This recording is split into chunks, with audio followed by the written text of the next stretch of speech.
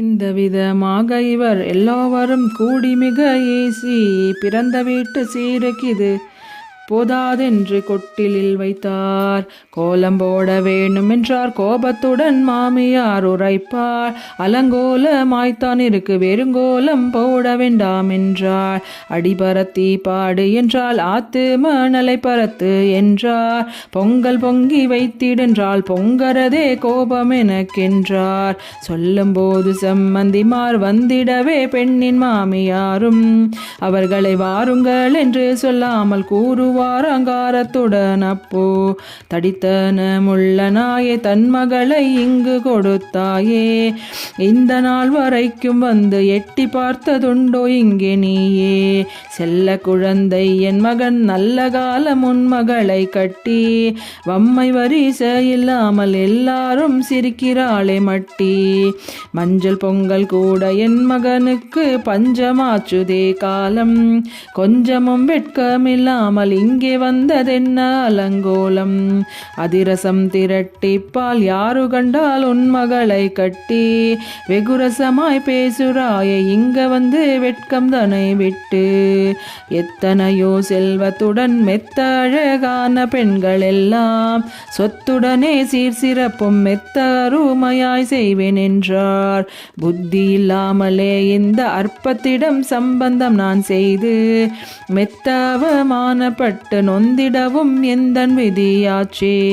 வந்தாயோடி சம்பந்தி நீ தொந்தி போலே உன் வாயற்றை கொண்டு இந்த ரிது ஸ்நானத்திற்கு எந்தன் வீட்டில் உண்டிடலாம் என்று. இந்த விதமாயுரைக்க மங்கை ருக்மிணியும் வெட்கம் கொண்டு அன்னை பிதா முகம் பார்த்து அந்தரங்கமாக பதில் சொல்வாள். என் அருமை பிதாவே அன்னையை கூட்டி நீரும் என்னகர் வருவானேன். எல்லாம் சொன்ன சொற்களை கேட்டு உமது மனம் கிளேசமடைவானேன். கையில் பணமில்லாமல் மெய்யனாயிருந்தாலும் கண்ட பேர் ஒப்புவாரோ. கொண்டார் கொடுத்தாரிடம் பஞ்சை போல் வந்து நின்றாள் கொஞ்சமும் மதிப்பாரோ. ஓட்டை தம்பூரை கொண்டு பீத்த கந்தையுடுத்தி பாட்டுக்கள் பாடிக்கொண்டு இந்த ஊரிலும் வந்து உஞ்ச விருத்தி எடுத்தால் எங்களுக்கு இழப்பமன்றோ. இத்தனை அவமானம் பட்டதும் போதும் என்னை பெற்றதோர் அன்னையாரே.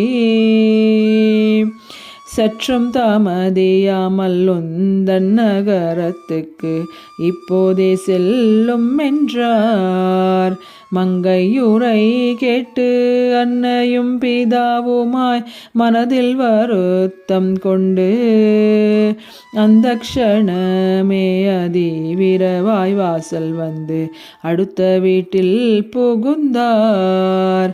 அந்த வீட்டிற்குள் இவர் சென்றதை அறிந்ததும் அந்த ஊரில் உள்ள பேரெல்லோருமாய் கூடி இவரை பரிகாசமாய் எடுத்துரைப்பார்களப்போ. தானையும் பெண் சிலையும் தாருங்கள் சம்பந்திக்கு ஜாபிதா குறித்திடுவோம். எல்லோரும் புகழவே இந்த விசேஷம் தன்னை நன்றாக கழித்திடுவோம். எத்தனை கையில் ரூபாய் வைத்திருக்கிறீரதை மொத்தமாய் எடுத்திடுவீர். அத்தனை சாமானையும் வாங்கி விசேஷம் தன்னை மெத்த ஜோராய் கழிப்போம். எல்லோரும் சொல்வதை கேட்டு மனதில் வைத்து பண்டரிநாதரப்போ. இந்த ஊரில் நடக்கும் முறைப்படி ஜாபிதா எழுதி கொடுங்கள் என்றார்.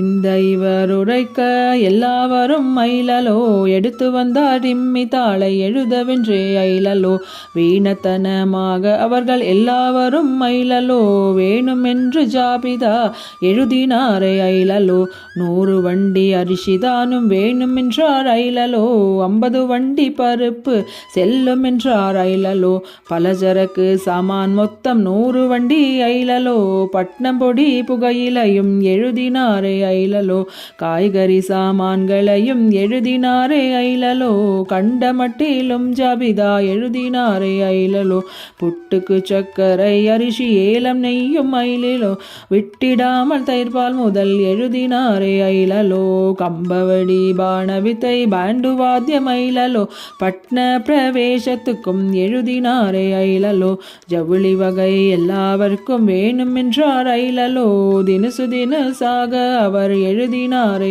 ஐலலோ, இந்த விதம் இவர் எழுத அங்கே ஒரு ஐலலோ, இடுக்கு பிடித்தவனும் சொல்லுகிறான் ஐலலோ, குண்டு கல்லும் ஒரு வண்டியிலே ஐலலோ, கொண்டு வர வேணும் என்று எழுத சொன்னான் ஐலலோ, ஜாபிதாவை வாங்கினதும் பாண்டுரங்கர் ஐலலோ, தானே சென்று சாமானை வாங்கி வந்தார் ஐலலோ, 1000 வண்டி தனில் சாமான்தனை ஐலலோ, ஆண்டவனும் வாங்கி ஒப்பினாரே ஐலலோ, குண்டு கல்லை வாங்கி அந்த வீணனுடைய ஐலலோ, கொல்லையிலும் வாசலிலும் போட்டு வைத்தார் ஐலலோ, கணக்கில்லாமல் சாமான் வண்டி வந்திடவே ஐலலோ, கண்டு அதை எல்லோரும் பிரமித்திடவே ஐலலோ, இந்த விதமாக சாமான் வண்டிகள் எங்கும் நிறைந்திடவே பங்கமடைந்திட்டார் போல் அங்குள்ள பேர்கள் எல்லாம் கண்டு வெட்கமடைந்தார், வந்த சாமானை வாங்கி வைக்க இடமில்லாமல் ரொம்பவும் ஏசினீரே,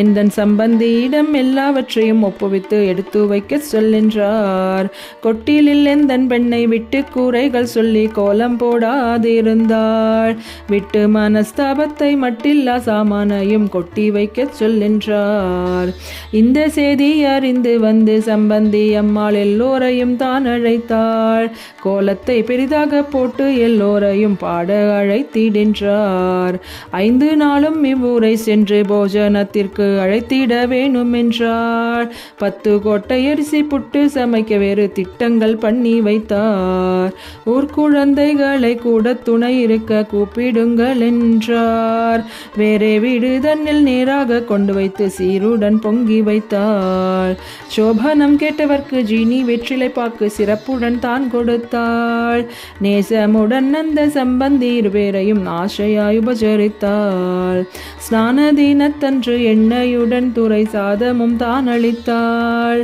வந்த பேர்களுக்கெல்லாம் 2 ஜவுளி வீதம் வரிசையுடன் கொடுத்தாள், 18 வாத்தியம் மத்தள தாளம் சதுருடன் தாளிகளும் விமரிசையாய் அவர்கள் புஷ்ப விமானம் தன்னில் பட்ன பிரவேசம் செய்தார், இந்த விதமாய் இவர்கள் எல்லாவரும் தான் புகழ விந்தையாய் ரிது ஸ்நானத்தை விமரீஷையாய் நடத்தி கையுடனே சாந்தி முகூர்த்தம் கழித்திட வேணும் என்று பெண்ணுக்கு வேண்டிய நகை பண்ணி இப்போ போடும் என்றார், பொற்கொடி ருக்மிணி பாக்கி தக்கபடியாய் நகைகள் இக்கணமே செய்யவென்ற எண்ணத்துடன் பாண்டுரங்கர் வஜ்ர வைடூரியத்தாலும் பச்சை மரகதத்தாலும் உச்சிதமான கற்களாலும் உயர்ந்த ரத்னங்களாலும் அற்புதமாய் ஆபரணம் அவயவங்களுக்கேற்றபடி சிறப்புடனே பாண்டுரங்கர் செய்து கொண்டு தான் கொடுத்தார், அத்தனையும் தான் அணிந்து அருமையுடன் ருக்மிணி பாய் ரம்பையை பழிக்கும்படி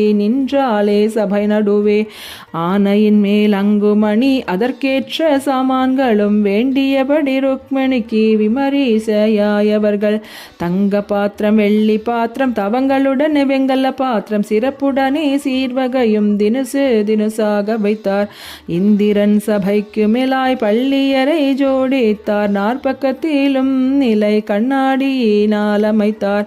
வாசனைகள் வீசுமத்தர் பன்னீருடன் சந்தனமும் தாம்பூலமும் பால் பழமும் பக்ஷணமும் கொண்டு வைத்தார். காம்பறிந்த புஷ்பந்தனை கட்டிலின் மேல் தான் விரித்தார். பட்டினால் விரிப்பு வகை பலதேனோ சாய் கொடுத்தார். அத்தனையும் தான் கொடுத்து அருமையுடன் பாண்டுரங்கர் முற்றிலும் விசேஷம் தன்னை விமரீஷையாய் முடித்தார். வேண்டிய பணம் சிலவழித்து விசேஷம் தன்னை நடத்தி பெண்மணியிடத்தில் சென்று போக விடை பெற்று கொண்டார்.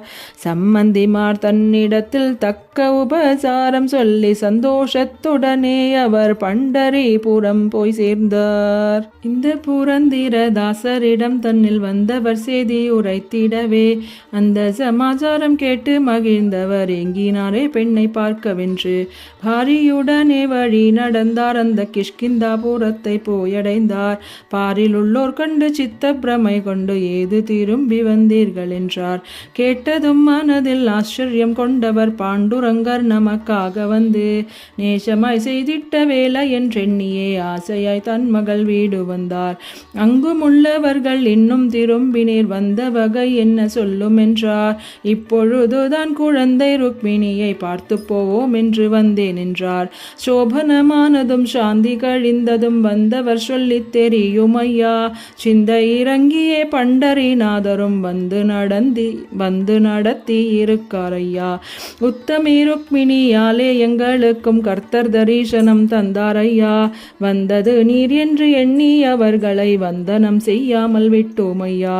பண்டரிநாதரும் செய்த லீலைகளை கண்டு புரந்திரதாசருமே கொண்டாடி ஸ்தோத்திரம் செய்து பாரியுடன் சென்றார் விடை பெற்று தன் நகரம். பாண்டுரங்கனே உம்மை வேண்டி நின்றேனே பக்தி செய்யும் எந்தன் மீதில் சித்தம் இறங்கலையா. சுத்த பாபி என்று என்னை தள்ளுவதும் நீதியோ. பாண்டுரங்கனே உம்மை வேண்டி நின்றேனே. மங்கை லக்ஷ்மி நொந்திடாமல் மாதா பிதா போல் சென்று அன்று ருக்மிணி விசேஷம் எங்கும் புகழ செய்தீர். பாண்டுரங்கனே உம்மை வேண்டி நின்றேனே. எத்தனையோ பக்தர்களுக்கு முக்தி கொடுக்கவில்லையா. சித்தமிறங்கி எந்தனை உந்தன் பாதம் சேரையா. பாண்டுரங்கனே உம்மை வேண்டி நின்றேனே. கதறி எழும் தாசன் மீதில் கருணையுடன் ரங்கரும் சத்தியமா எந்தன் பாதம் தருவேன் பின்னால் உனக்கென்றார். பாண்டுரங்கனே உம்மை வேண்டி நின்றேனே. பிரத்யக்ஷமாய் தாசர் முன்னே பாண்டுரங்கர் நின்றிட்டார். கண்டு ஸ்தோத்திரங்கள் செய்து சென்று பாதம் பணிந்திட்டார். பாண்டுரங்கனே உம்மை வேண்டி நின்றனே.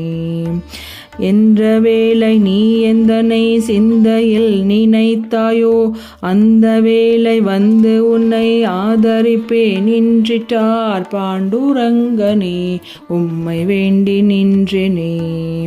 பக்தனுக்கு வேண்டிய நல் புத்திகள் உரைத்துமே அந்த க்ஷணம் அந்தர்த்தியானமாகவே மறைந்தாரே. பாண்டுரங்கனே உம்மை வேண்டி நின்றேனே. பாண்டுரங்கனே உம்மை வேண்டி நின்றேனே. மங்களம் மங்களம் பாண்டுரங்கருக்கு மங்களம். மங்களம் ருக்மிணி சத்யபாமயர்க்கு மங்களம். பக்தியுள்ள புரந்திரதாசருக்கு மங்களம். புத்தியுள்ள லக்ஷ்மி பாய் ருக்மிணி பாய்க்கு மங்களம். பக்தர்களை ஆதரிக்கும் அச்சுதற்கு மங்களம். சித்தத்தில் ஞானம் கொடுக்கும் ஸ்ரீ கிருஷ்ணருக்கு மங்களம். கூறிய சரித்திரத்தில் குறைகளேதிருந்தாலும் கோமதியாம்பாளே வந்து குற்றத்தை பொறுத்திடாய். வாழி வாழி பக்தர் வாழி பாரிலுள்ளோர் வாழியே. வாழி வாழி கற்றோர் மற்றோர் யாவருக்கும் வாழியே.